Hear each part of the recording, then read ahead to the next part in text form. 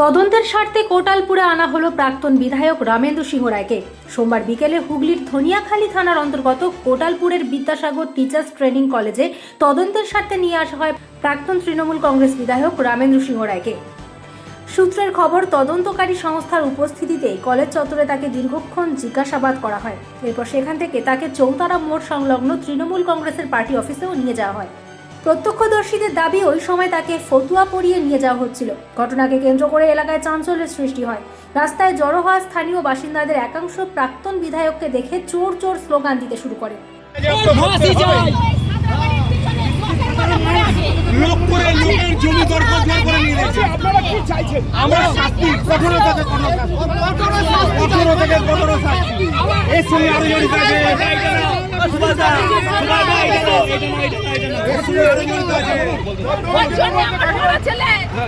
জেলে মারা গেছে, ওর লোক লাগিয়ে মেরে দিয়েছে, ওটাও সিভিলের লোক লাগিয়ে মেরে দিয়েছে। ওর শাস্তি চাই।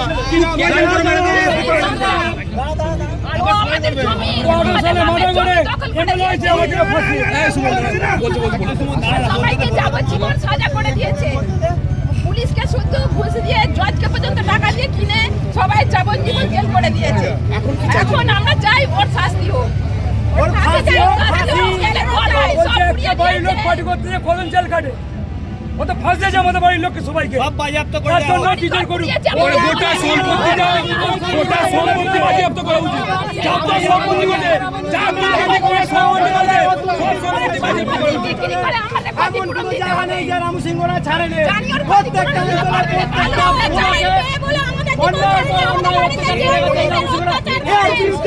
এর জন্য ফাঁসি হোক। দেখুন কি অবস্থা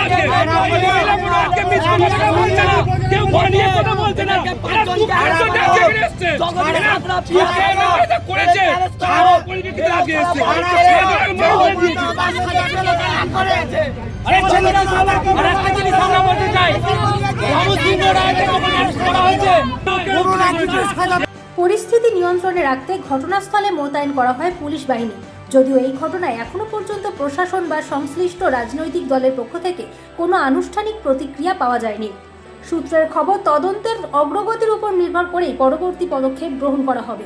হুগলি থেকে আশিস কুমার ঘোষের রিপোর্ট, মেমারি আপডেট নিউজ। লোকের জমি দরকার করে নিয়ে যাচ্ছে। আপনারা কি চাইছেন? আমরা শাস্তি কঠোরতা